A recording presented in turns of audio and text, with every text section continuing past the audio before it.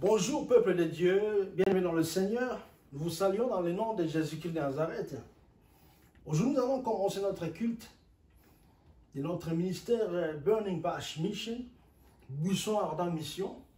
Bienvenue dans le Seigneur. Et nous allons directement commencer par notre prédication. Et je sais que vous êtes là, nombreux. Nous vous saluons dans le nom de Jésus-Christ. Que Dieu vous bénisse, toute l'équipe qui continue à nous soutenir dans les prières et tous ceux-là qui suivront cette vidéo, cette prédication.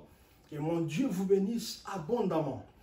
Sans plus tarder, nous allons lire dans le livre des Psaumes, chapitre 143, le verset 10.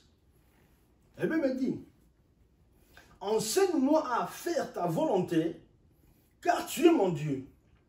Que ton bon esprit me conduise sur la voie droite. » Bien, Seigneur, aujourd'hui, nous allons parler du thème intitulé « Enseigne-moi à faire ta volonté ». Bienvenue dans le Seigneur. Ce psaume ou ce verset biblique, c'est parmi les versets qui sont gravés dans ma mémoire, dans mon esprit, parce que ça fait longtemps que j'ai commencé à méditer sur ces versets. Et l'Esprit m'a mis à cœur de partager avec vous aujourd'hui, au travers de cette prédication de ce matin. Et bien, dans le Seigneur, c'est quoi la volonté de Dieu?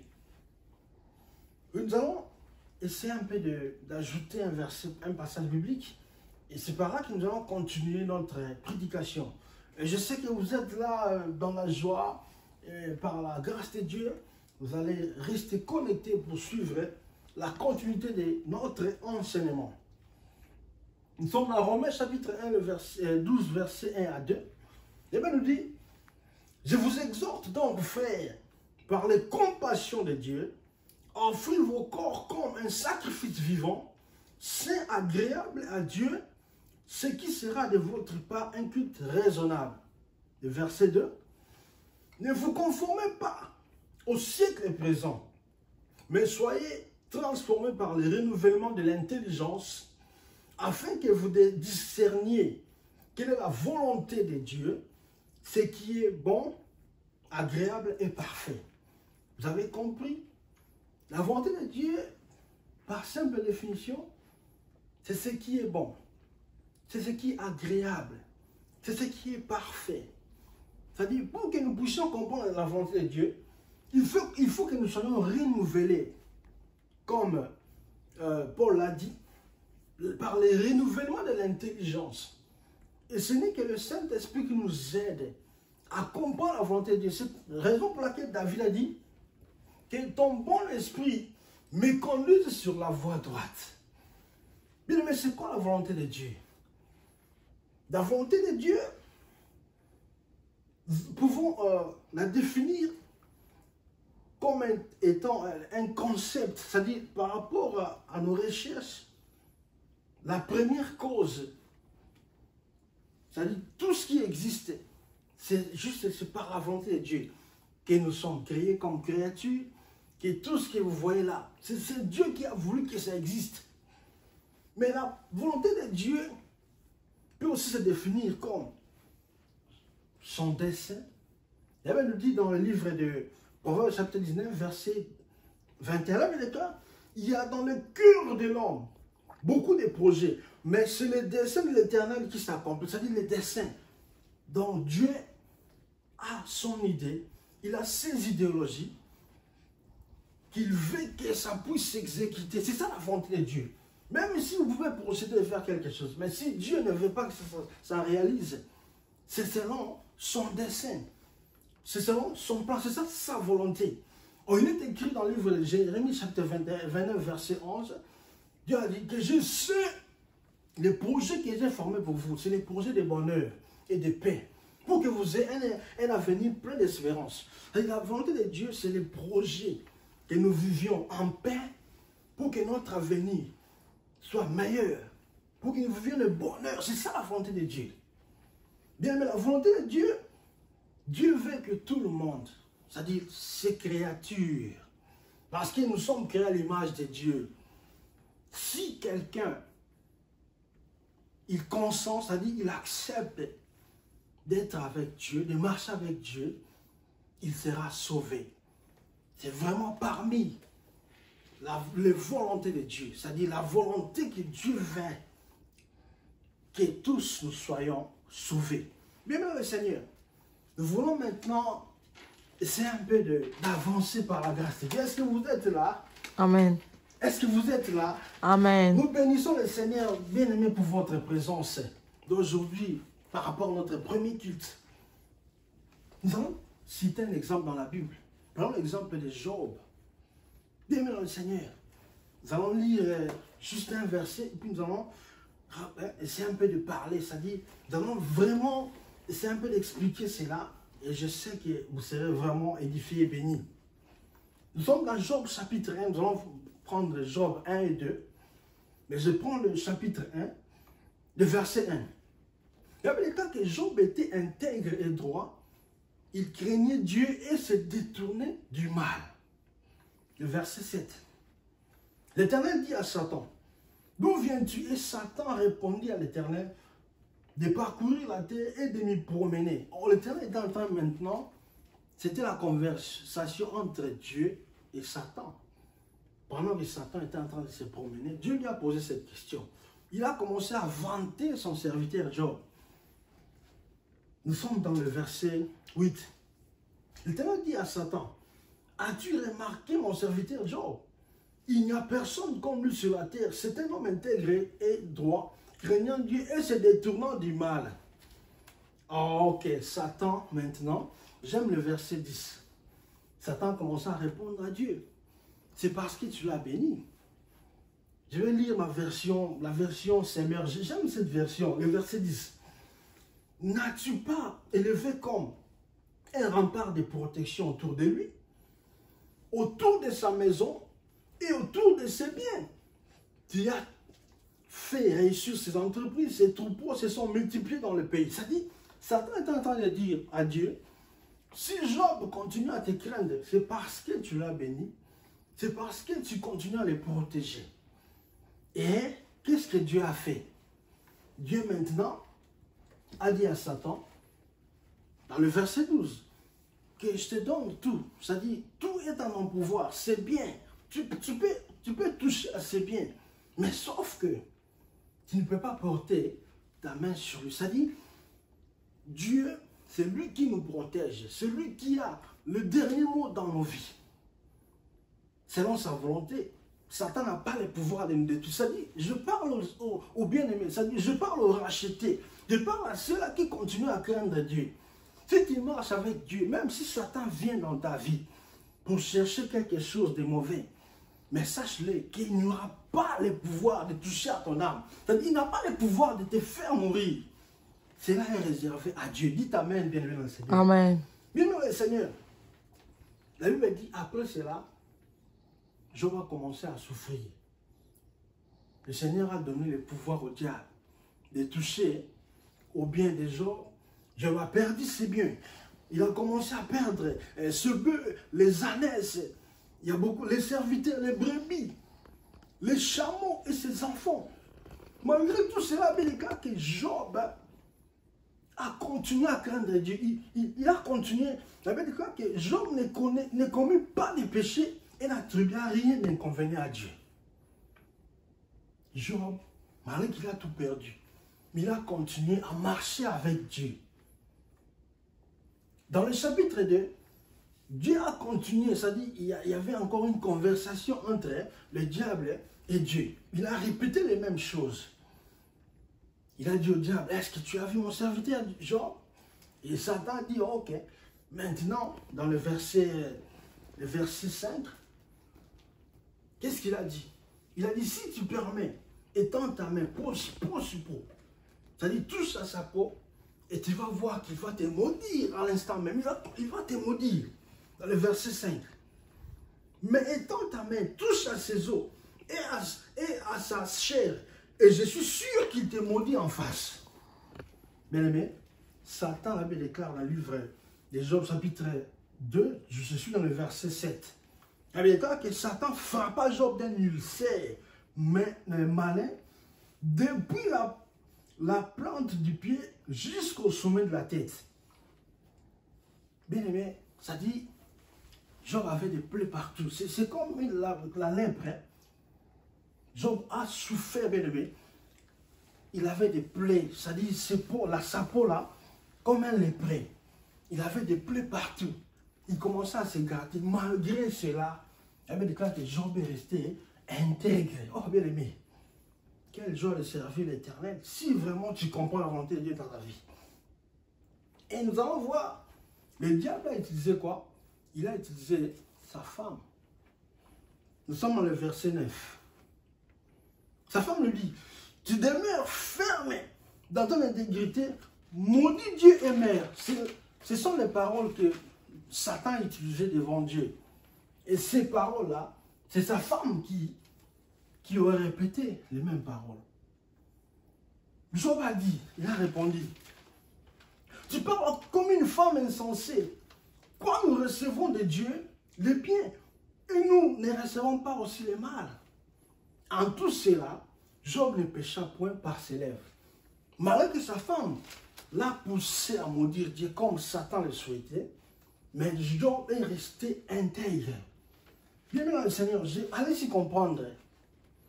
La volonté de Dieu, ça pourrait aussi se définir sous forme des épreuves.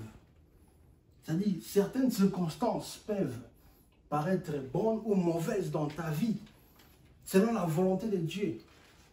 Mais si tu ne comprends pas cela, tu ne vas pas vivre la gloire de l'Éternel dans tout ce que tu fais et tout ce qui t'arrive dans la vie. Il faut savoir, comprendre ce que Dieu veut par rapport à ce que tu vis.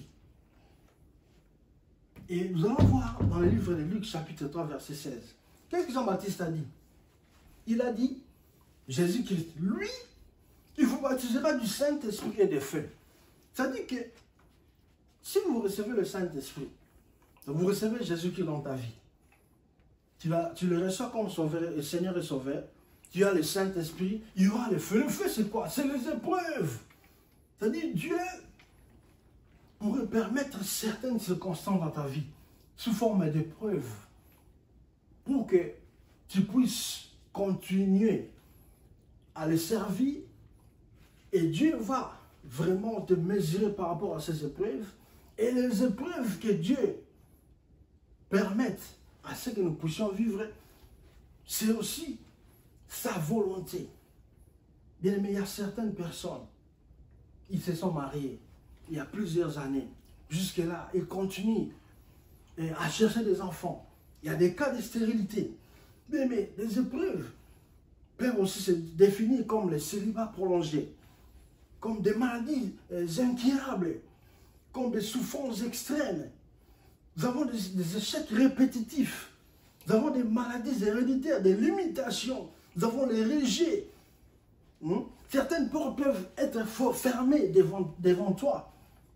Mais c'est Dieu qui te fait passer par ces épreuves. Il y a la pauvreté aussi. Il y a la malédiction, il y a les mauvais sorts. Peut-être ça pourrait être des épreuves que Dieu te fait passer. Dieu utilise ça pourquoi? Parce qu'il veut que tu continues à être fidèle et intègre. Et nous allons voir les trois amis de Job. Dans Job chapitre 2, le verset 11. Nous avons Eliphaz de Thaman, Bildad de Shua, nous avons Tchofa. Ces deux amis avaient des discours différents. Ils avaient cru que c'est Dieu qui était en train d'attirer ce malheur à Job. C'est-à-dire, si Job souffrait, c'est parce que Dieu était en train de le punir. Bien aimé dans le Seigneur, parfois tu traverses des moments difficiles dans ta vie. Personne ne comprend cela. Peut-être que c'est Dieu qui veut. Il y avait des cas que certaines souffrances se sont comme douleurs d'enfantement. C'est-à-dire, quand une femme est enceinte, elle aura certaines douleurs. Mais ces douleurs-là vont finir au moment opportun quand elle va enfanter. C'est-à-dire, si Dieu veut t'élever, parfois il peut te faire passer par certaines épreuves. Mais ce que Dieu veut, que tu puisses rester dans sa présence, que tu puisses rester intègre, que tu puisses continuer à le servir, à lui faire confiance.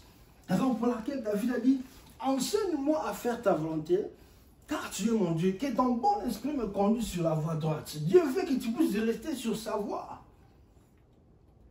Et Job, malgré qu'il a beaucoup souffert, dans ses douleurs, il a eu la révélation. Nous sommes dans Job chapitre 19, verset 25, je vais lire jusqu'à 27. Et il déclare que Job, il a crié un jour. Mais je sais que mon Rédempteur est vivant et qu'il se lèvera le dernier sur la terre.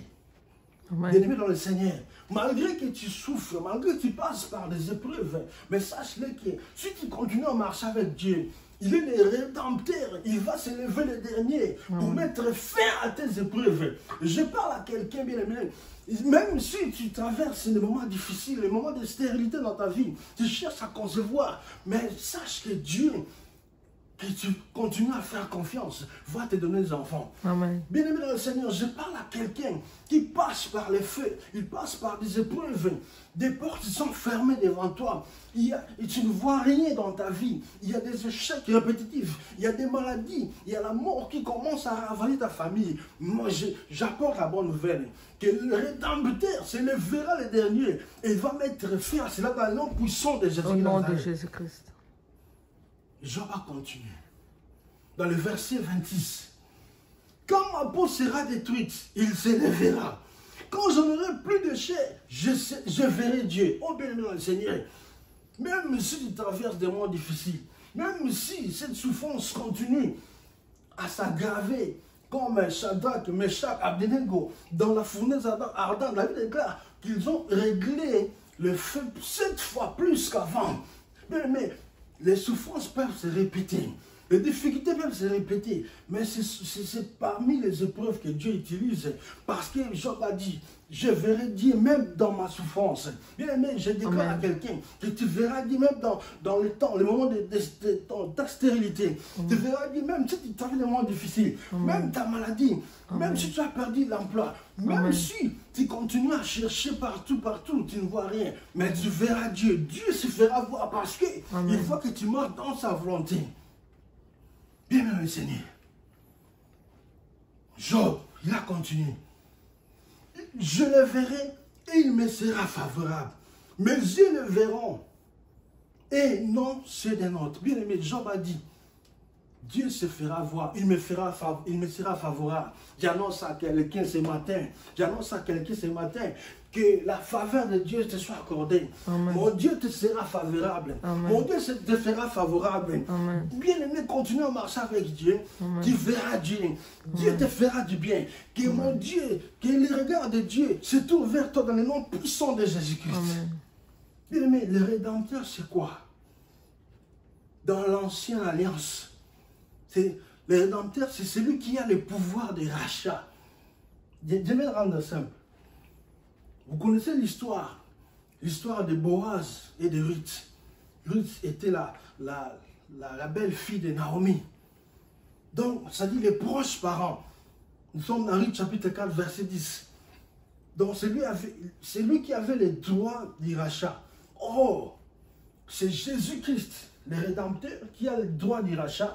Par sa mort, il nous a rachetés du péché. Nous étions mourants par le premier Adam. Mais Jésus est venu, il nous a rachetés. En Jésus-Christ, même si tu meurs aujourd'hui, tu ressusciteras. Je déclare à quelqu'un bien-aimé que le Rédempteur vient aujourd'hui pour te racheter. Bien-aimé, le problème qui voulait t'enfoncer, te faire mourir. Et aujourd'hui, le Rédempteur est venu pour te racheter, te relever dans le nom de Jésus-Christ de Nazareth. Bien-aimé, dans le Seigneur, nous sommes tellement contents que le Dieu que nous servons, c'est un Dieu qui ne fait pas les choses comme les hommes. C'est un Dieu, parfois, bien aimé, tu traverses des moments bizarres dans ta vie. Mais c'est par la volonté de Dieu. C'est Dieu qui veut ça. Pourquoi? Dans le livre de Jacques, chapitre 1, verset, je crois, 1 jusqu'à 3, vous allez voir que les épreuves dans nos vies, ça nous aide, ça produit l'endurance. Bien aimé, quand tu marches dans l'épreuve, tu auras l'endurance de supporter certaines choses. Et dans le verset 12, c'est bien écrit, Heureux celui qui persévère dans l'épreuve. Pourquoi? Parce qu'il recevra le prix, la couronne. Bien-aimé, j'annonce à quelqu'un qui traverse les épreuves que tu recevras la couronne dans le nom puissant de Jésus. Amen. Cette situation, c'est une école de Dieu. Il y aura un brevet, il y aura un diplôme à la fin. C'est-à-dire l'élévation vient dans le nom de Jésus. Amen. Ce qui est important, c'est quoi? C'est de faire la volonté de Dieu. La raison pour laquelle Job a dit, dans le livre de Job, chapitre 32, le verset 8, mais en réalité, dans l'homme, c'est l'esprit, le souffle de Tout-Puissant qui donne l'intelligence. Ah, nous allons marier cela dans les 2 versets que nous avions lus au début. Pour marcher, pour faire la volonté de Dieu, pour marcher selon la volonté de Dieu, il faut avoir quoi? Le Saint-Esprit. Comme Job a dit.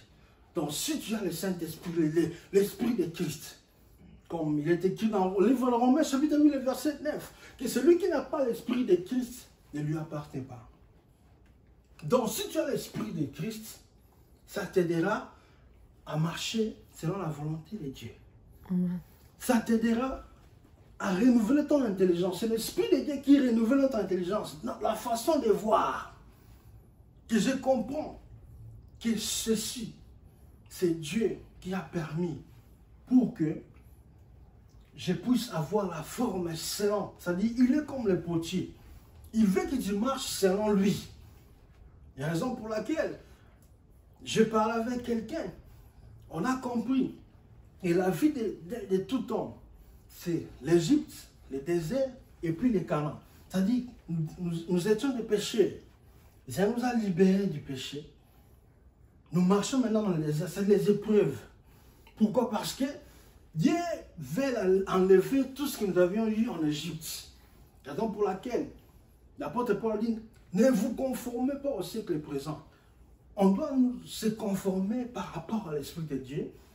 Quand nous traversons le désert, nous serons éprouvés. Après les épreuves, les Canaan. Or, les Canaan, c'était qui? C'était Josué et Caleb qui avaient vu les Canaan. Pourquoi? Parce qu'ils avaient accepté de faire comme Dieu, de marcher comme Dieu. Dieu les a formés. Dieu les a réparés. Il les a donné la forme selon lui. C'est-à-dire, la volonté de Dieu, c'est faire ce que Dieu veut, c'est de plaire à Dieu. Bien, Seigneur, enseigne-moi à faire ta volonté. Le Saint-Esprit nous aidera. Nous allons continuer par cela. Nous allons continuer cet enseignement. Et je bénis l'Éternel parce que vous étiez là. Pour que nous puissions plaire à Dieu, nous devons marcher selon l'Esprit de Dieu. Nous devons nous laisser marcher selon l'Esprit de Dieu. Bien-aimé dans le Seigneur, j'annonce à quelqu'un, même si ça ne va pas dans tout ce que tu fais, continue à marcher avec Dieu. Tu vas appeler, tu vas crier un jour, et tu verras que le Rédempteur se lèvera le dernier, et notre Dieu que nous prêchons aujourd'hui te sera favorable dans le nom puissant de Jésus-Christ. Que mon Dieu vous bénisse. Amen, amen, amen. Amen.